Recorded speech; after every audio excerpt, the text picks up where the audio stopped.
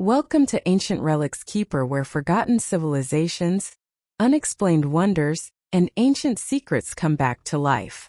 Ready to unravel the mystery? Let's begin the journey. Antarctica, an icy, remote, and seemingly untouched wilderness. We think of it as a place untouched by human history. But what if that's not true? Some researchers point to strange clues from old maps to satellite images hinting at a hidden past. They believe beneath the ice may lie the greatest secret of all: the ruins of a lost ancient civilization. The very name Antarctica conjures images of an alien world, a place of profound and hostile emptiness. It is the coldest, driest, and highest continent on Earth, a vast polar desert buried under an immense sheet of ice that in some places is nearly 3 miles thick. We see it as the last great wilderness, a pristine laboratory for studying climate change and the extremes of life. In our modern consciousness, it is a continent without a human history, a land that has never known the footfalls of armies, the bustle of cities, or the ambitions of kings. But what if this perception, this image of an eternally frozen and lifeless wasteland, is fundamentally wrong? What if Antarctica's current state is not its permanent identity, but merely its most recent disguise? The radical and captivating theory that we are exploring today, the idea that the ruins of a lost, ancient civilization may be buried beneath the ice, cannot begin without first establishing a foundational premise. Before we can even entertain the idea of a lost city, we must first make the case for a lost world. We must ask, was Antarctica always a frozen desert? The answer, according to indisputable scientific fact, is a resounding no. The journey to uncovering Antarctica's hidden past begins not with fringe theories or ancient myths, but with the hard, cold evidence found frozen in the rock of the continent itself. Long before the first human ever walked the Earth, the planet was a very different place. The continents, driven by the slow, relentless engine of plate tectonics, were not in their current positions. They have spent hundreds of millions of years drifting across the globe, colliding, separating, and rearranging themselves into the world map we know today. During this immense deep time, the landmass that we now call Antarctica was not always huddled at the bottom of the world. For vast stretches of its history, it was located in much more hospitable, temperate latitudes. It was part of the great southern supercontinent of Gondwana, connected to what would eventually become Australia, Africa, South America, and India. During these ancient epochs, Antarctica enjoyed a mild, temperate, and even subtropical climate. And we know this not through speculation, but through the direct, physical evidence that geologists have been unearthing for over a century. One of the most powerful pieces of evidence for Antarctica's green past is the discovery of coal. Coal is a fossil fuel, the compressed and heated remains of ancient plant matter. It forms in swampy, heavily forested environments over millions of years. The presence of coal in a region is an undeniable sign that the area was once covered in lush, abundant vegetation. And geologists have discovered vast coal seams running through the Transantarctic Mountains. These are not small, isolated deposits. They are among the largest coalfields in the world. This is definitive proof that Antarctica was once a land of dense forests and sprawling swamps, a far cry from the icy desert we see today. The very existence of this coal is a testament to a lost, green world. But the evidence does not stop with coal. Paleontologists have made incredible fossil discoveries all over the continent. They have found the fossilized remains of ancient trees, including species related to modern-day beeches and pines, some so well preserved that their cellular structure is still visible. They have found fossilized ferns, mosses, and flowering plants. These discoveries paint a picture of a rich and diverse ecosystem. This was not a barren tundra. It was a vibrant, thriving forest. And where there are forests, there are animals. Scientists have also unearthed the fossilized bones of numerous creatures that once roamed this green continent. They have found the remains of large amphibians, ancient reptiles, and most famously dinosaurs. In recent decades, paleontologists have identified several species of dinosaurs that were unique to Antarctica, including large herbivores and fearsome carnivores. The discovery of these dinosaurs further cements the image of a temperate, life-sustaining environment. These large, cold-blooded reptiles could not have survived in the freezing conditions of modern Antarctica. They needed a warm climate and a plentiful supply of food to thrive. All of this evidence, from the coal seams to the dinosaur bones, creates an undeniable scientific consensus. Antarctica was once a warm, green, and habitable continent. It was a world of forests, rivers, and wildlife. This is not a fringe theory. It is a mainstream geological fact. However, according to the accepted timeline of geology, this green period was in the very distant past. The dinosaurs roamed Antarctica during the Mesozoic era, over 65 million years ago. The vast coal forests are even older. Mainstream science holds that Antarctica drifted to its current polar position, and the Great Ice Sheet began to form over 30 million years ago, long before the first modern humans had even evolved.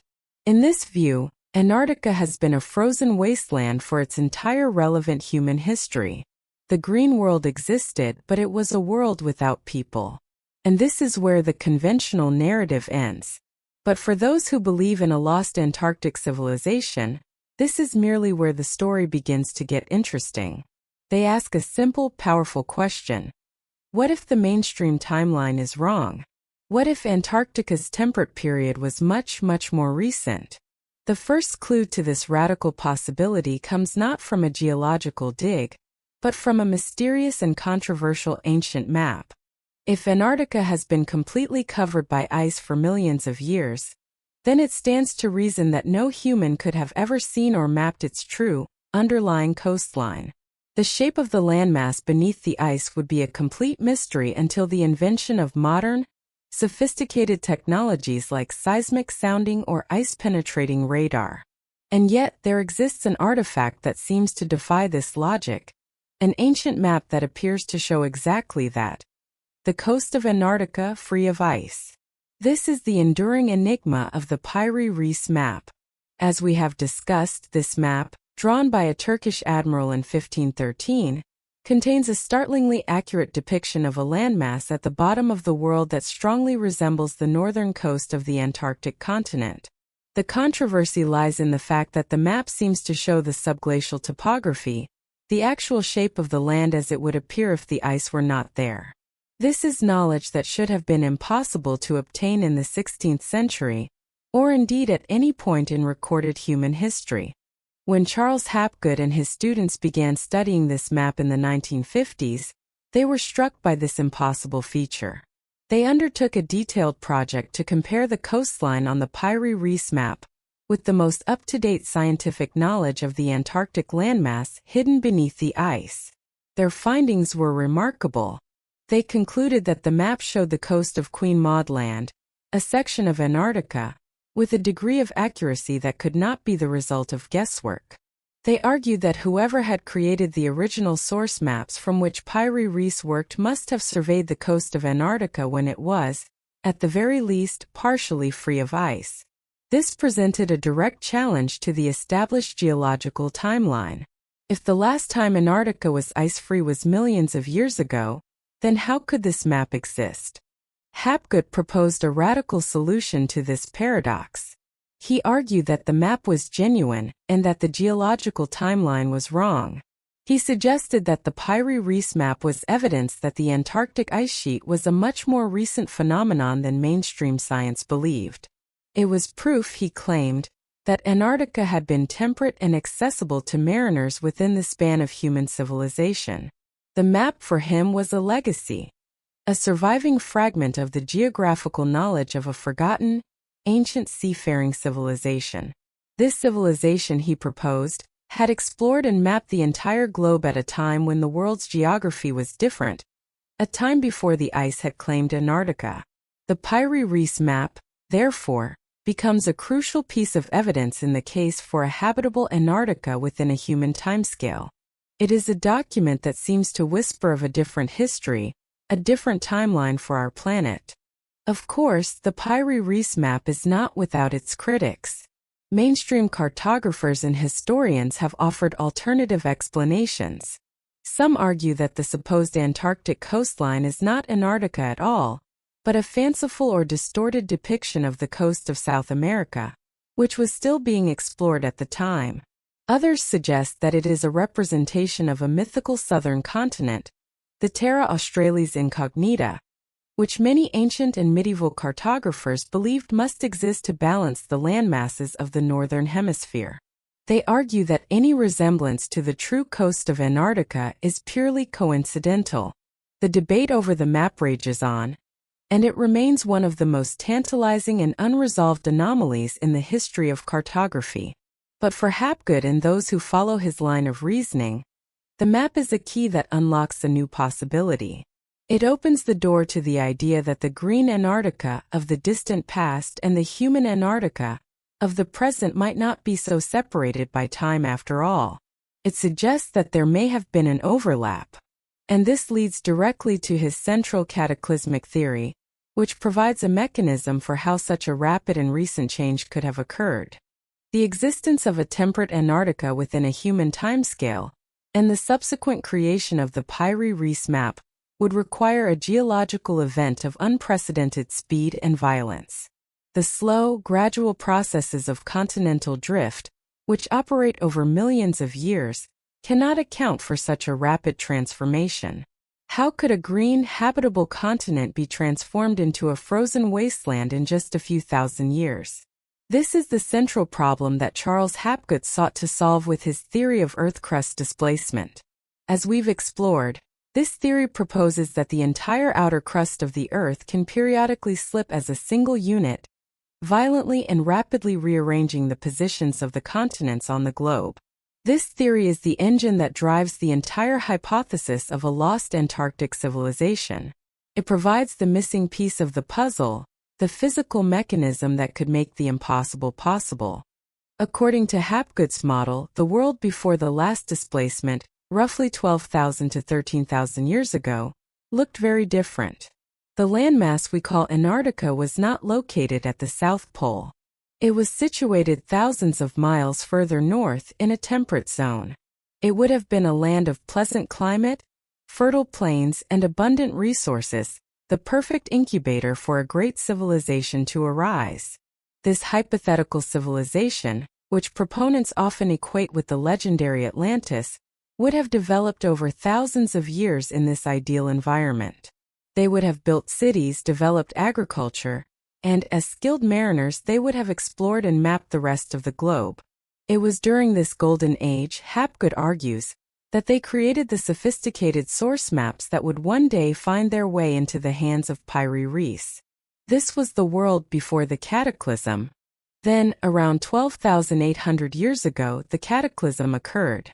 Triggered by the immense and unbalanced weight of the North American ice cap, the Earth's crust broke loose and began to shift.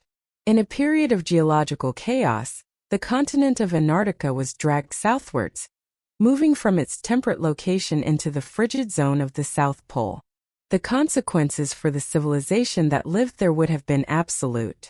The initial displacement would have brought about apocalyptic earthquakes and tsunamis, destroying their cities and infrastructure. But the more profound destruction was the climatic one. As the continent settled into its new polar home, the temperature plummeted. The ice began to form slowly at first, and then with accelerating speed. Over the centuries that followed, the entire continent, its forests, its rivers, its plains, and all the ruins of its once great civilization, was progressively buried under a crushing sheet of ice.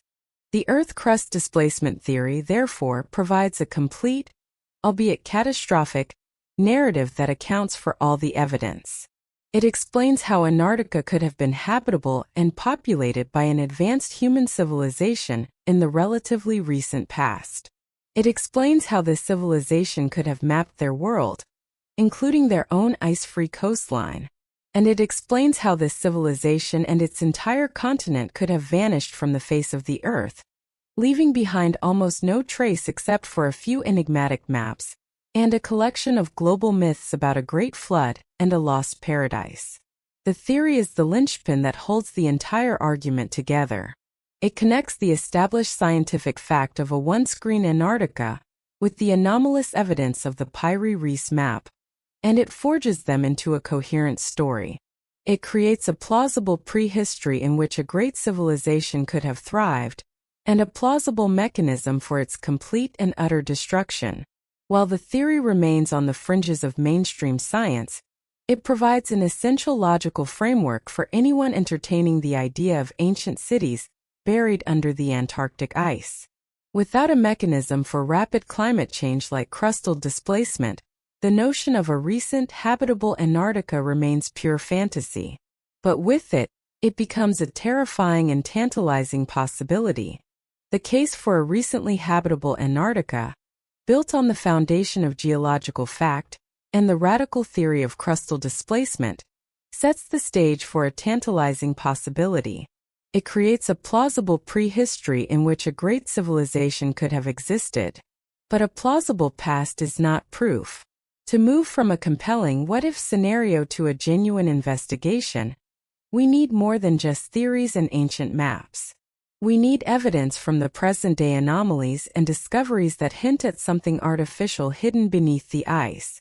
And in the modern era of satellite imaging and digital exploration, a new generation of researchers and anomaly hunters has begun to scour the vast white expanse of Antarctica from the comfort of their own homes. Their discoveries, shared across the internet, have ignited a firestorm of speculation and controversy. They claim to have found the unmistakable signatures of a lost civilization, not by digging through the ice, but by peering through the lens of a satellite. This has led us to the most visual and hotly debated part of our story: the modern discoveries and satellite anomalies that proponents believe are the first glimpses of Antarctica's hidden past. Of all the strange images to emerge from Antarctica, none has captured the public imagination quite like the Antarctic pyramids. The story gained widespread attention in 2012 and has resurfaced periodically ever since, fueled by a collection of striking photographs and satellite images. The images show a series of peaks in the Ellsworth mountain range, one of the highest and most remote mountain chains on the continent. But these do not look like ordinary jagged mountain peaks. One in particular stands out. It is a massive dark rock formation with 4 distinct, steeply sloped sides that converge to a near-perfect point. Its shape is uncannily geometric. It looks for all the world like a classic Egyptian-style pyramid, a colossal man-made structure dwarfing even the Great Pyramid of Giza. The symmetry is breathtaking. The lines are clean, the faces appear to be relatively flat, and the overall impression is one of artificial design, not natural erosion. When these images first went viral, the internet exploded with speculation.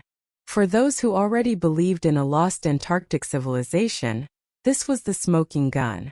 It was the visual proof they had been waiting for. A massive, undeniable artifact from a forgotten age. The theory was simple and direct. This was not a mountain. It was a pyramid, built by the ancient inhabitants of a temperate Antarctica, which had been flash-frozen and buried by the ice. Over millennia, the relentless winds of the polar plateau had scoured away the ice and snow from its peak, revealing the top of the ancient structure for the first time in thousands of years. The story was compelling, and the visual evidence seemed at first glance to be irrefutable. Here was a pyramid in Antarctica, exactly where the theories predicted a lost civilization might be. However, the scientific and geological community was quick to respond with a more sober and mundane explanation. Geologists pointed out that this pyramid-like shape is a known, and not uncommon, natural formation. It is called a pyramidal peak or a horn, and it is formed by a process of glacial erosion. When several glaciers carve away at the sides of a mountain from different directions, they can leave behind a sharp, pointed peak with flat, triangular faces, known as facets. The famous Matterhorn in the Swiss Alps is a classic example of this process. Geologists argue that the Antarctic Pyramid in the Ellsworth Mountains is simply a spectacular example of a Nunatakan isolated peak of rock, projecting above the surface of the ice sheet that has been shaped into a pyramidal form by eons of glacial action. They contend that while its shape is remarkably symmetrical, it is a product of natural forces, not intelligent design. The four faces are a coincidence of the way the ice has eroded the rock around it. This explanation is logical and consistent with our understanding of geology, and yet for many it feels unsatisfying. The Antarctic structure appears to be even more geometrically perfect than other known pyramidal peaks. Its isolation and its stark black appearance against the white snow give it an aura of profound mystery. Proponents of the artificial origin theory argue that while nature can create pyramid-like shapes, the precision and scale of this particular structure are suspect. They also point to the fact that there appear to be several other similar, though less perfectly exposed, pyramidal shapes in the same mountain range, suggesting a potential complex of structures. The debate encapsulates the central conflict in the search for a lost Antarctic history. Is it a remarkable but ultimately natural geological formation, a trick of light and shadow and erosion? Or is it the tip of an archaeological iceberg, the first tangible proof of a lost civilization? A monument so vast and so ancient that it has been mistaken for a mountain? Until a geological expedition can physically reach the site and conduct a thorough analysis of the rock, the question will remain unanswered, and the Pyramid of Antarctica will continue to stand as a silent geometric enigma. The pyramids may be the most famous anomaly, but they are far from the only one. In the age of the internet, a new kind of explorer has emerged: the armchair archaeologist. Using publicly available tools like Google Earth and NASA's satellite imagery archives, thousands of curious individuals have spent countless hours digitally scanning every square inch of the Antarctic continent, looking for anything that appears out of place. This crowdsourced effort has yielded a vast and fascinating collection of alleged anomalies, strange shapes and patterns on the ice that proponents claim are evidence of buried, artificial structures. While many of these discoveries can be easily dismissed as pixelation, natural rock formations, or pareidolia, human tendency to see familiar patterns in random shapes, some are more difficult to explain away. One of the most common types of anomaly reported is the presence of long, perfectly straight lines and sharp, 90-degree angles. Nature, it is often said, abhors a straight line. While natural processes can create geometric patterns like crystals, they rarely produce the kind of large-scale, linear and rectangular geometry that is the hallmark of human construction. Yet, online researchers have found numerous examples of what appear to be straight lines stretching for miles across the ice, and rectangular or square outlines that look like the foundations of massive buildings. These shapes often become visible in areas where the ice is melting or has been scoured away by the wind, revealing the darker contours of the land or structures beneath. Skeptics argue that these are natural geological features, such as rock strata or fault lines, or that they are simply digital artifacts, errors in the way the satellite images are stitched together. But for believers, they are the faint outlines of ancient city grids and massive architectural complexes, a ghost of a civilization peeking through its white frozen shroud. Other, even more bizarre shapes have been reported. Some users have pointed out large circular formations that look like giant collapsed domes. Others have found what appear to be massive, symmetrical entrances to caves or tunnels leading down into the ice, complete with what look like carved lintels or archways. There are images that some interpret as giant staircases or terraced platforms carved into the sides of mountains. One particularly famous anomaly, discovered a few years ago, appears to be the shape of a massive oval-busted craft, seemingly half buried in the snow, complete with a trail behind it, as if it had crash-landed there long ago. Each of these discoveries generates a flurry of online discussion and debate.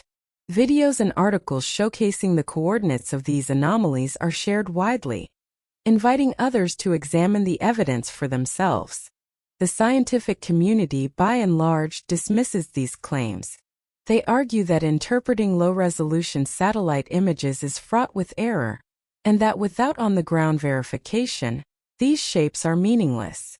A strange shadow can look like an entrance, a blocky, pixelated rock formation can look like a building, and a natural ridge can look like a straight wall. They contend that this is a modern form of myth-making, where people are seeing what they want to see, projecting the idea of a lost city onto a random natural landscape. And they are, in many cases, almost certainly correct. The vast majority of these online discoveries are likely misinterpretations. And yet, the sheer volume and persistence of these anomalies keep the question alive. Is it possible that among the thousands of misinterpreted shadows and rocks, there are a few that are genuine? Could the faint geometric patterns visible from space be the first, tantalizing clues that there really is something buried down below?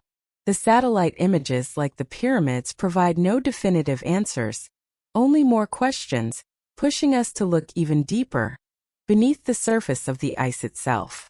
While satellite images can only show us what is on or near the surface, modern science has developed ways to explore the world hidden far beneath the Antarctic ice sheet.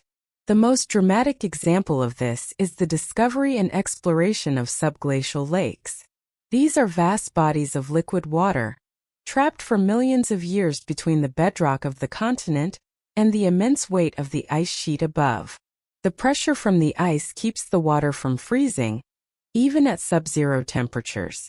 There are hundreds of these lakes, but the largest and most famous by far is Lake Vostok.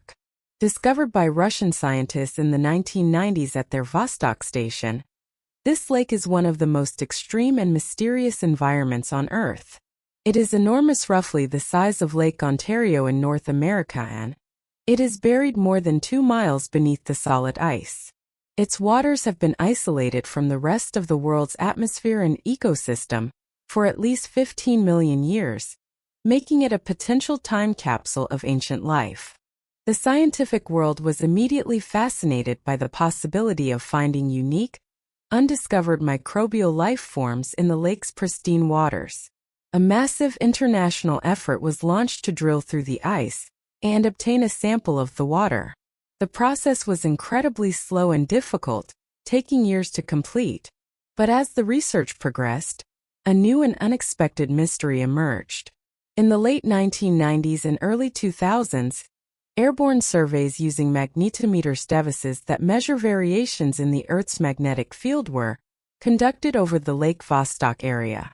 These surveys revealed a massive and extremely powerful magnetic anomaly located at the southeastern end of the lake. This anomaly was huge, spanning an area of roughly 65 by 45 miles. Magnetic anomalies are common.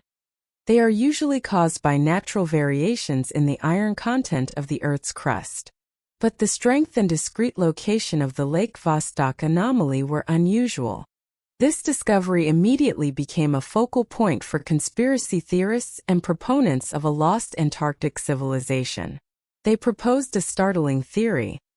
The magnetic anomaly was not a natural geological feature. It was the metallic ruin of a massive ancient city that had been built on the shores of the lake back when it was an open, temperate body of water. When the crustal displacement occurred and the ice began to form, this city was submerged by the rising waters of the lake and then sealed beneath the ice sheet. The magnetic signature, they claim, is the result of the vast quantities of metal used in the city's construction, now lying as a field of debris at the bottom of the lake. This idea transformed Lake Vostok from a site of biological interest into a potential underwater archaeological site of monumental importance. The mystery deepened as the drilling project at Vostok Station encountered numerous setbacks and periods of strange secrecy. The Russian team halted the drilling just a few hundred feet above the surface of the lake for several years, citing concerns about contaminating the pristine environment. While this was a valid scientific concern, it also fueled speculation that they had discovered something they didn't want the rest of the world to know about. Rumors swirled about strange signals being detected from the lake, or of the drill breaking through into an artificial structure. NASA, which had been collaborating on the project, was reportedly cut off from the data at certain points. While most of these rumors are unsubstantiated, they have added to the mystique surrounding the lake. The drilling did eventually reach the lake surface in 2012, and water samples were retrieved. The initial analysis revealed a diverse range of microbial life, but no definitive evidence of anything more. The Great Magnetic Anomaly remains unexplained.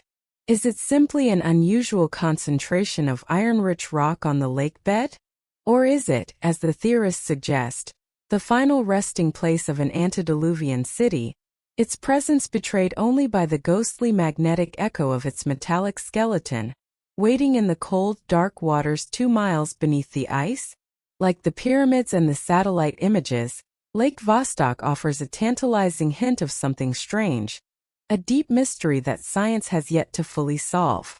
The evidence we have examined so far, from the ancient maps and geological theories to the modern satellite anomalies, paints a tantalizing and provocative picture.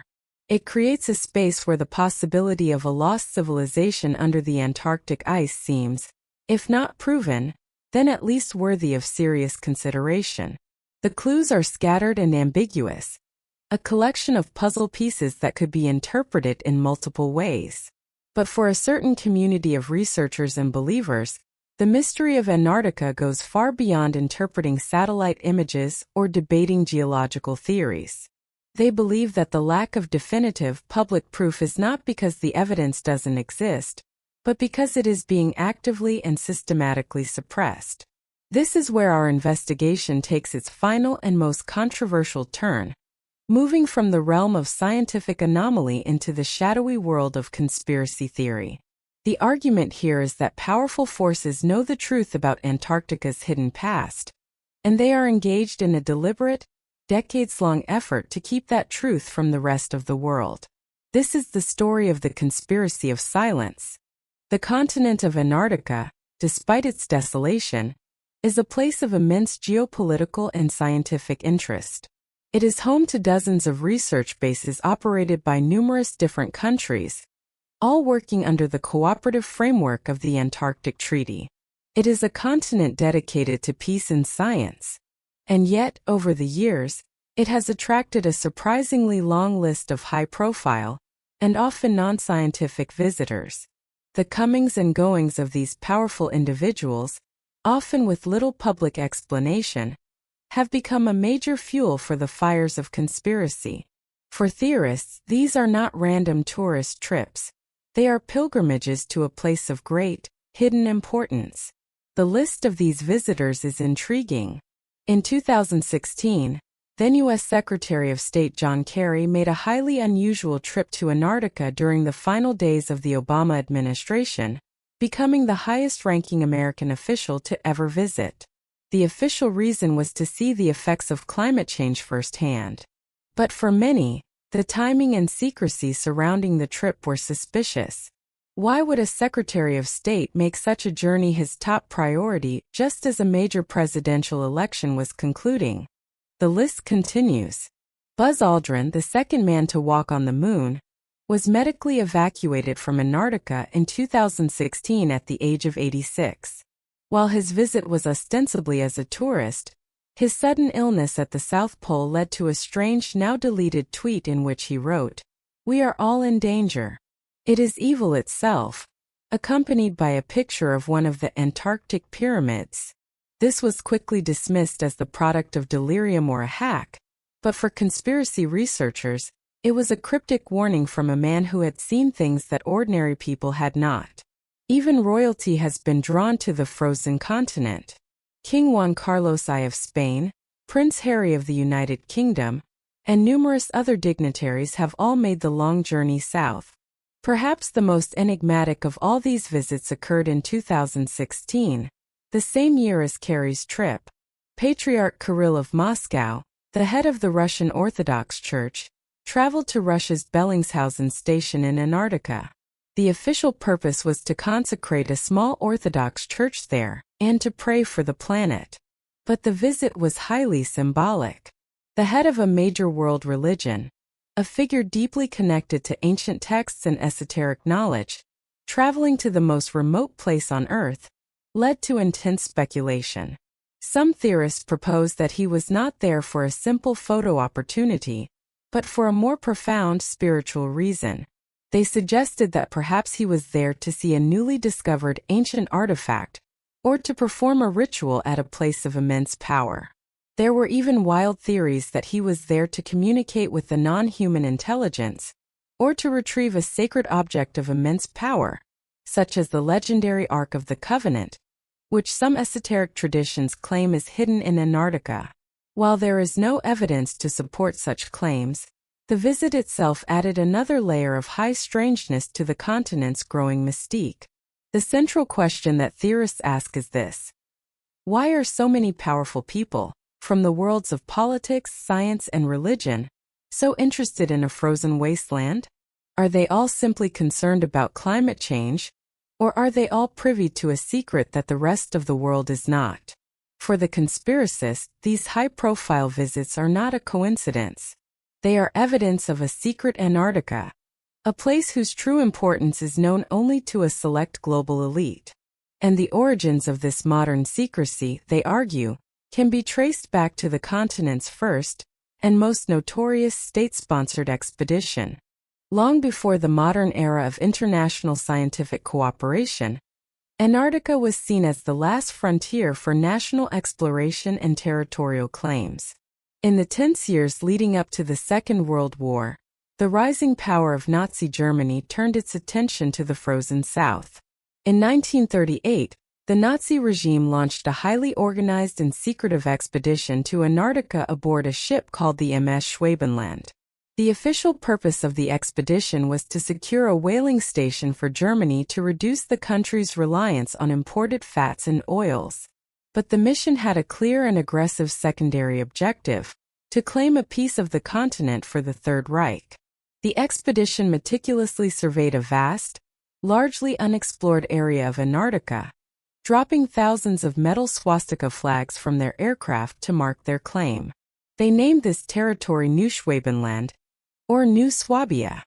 The expedition was a success from the Nazi point of view, but they were never able to establish a permanent base there before the outbreak of the war. This historical documented Nazi expedition is the factual seed from which one of the most enduring and elaborate Antarctic conspiracy theories has grown. In the years following the end of the war, a persistent and shadowy legend began to circulate among fringe researchers and in sensationalist literature. This was the myth of a secret Nazi base in Antarctica, a hidden refuge known as Base 211.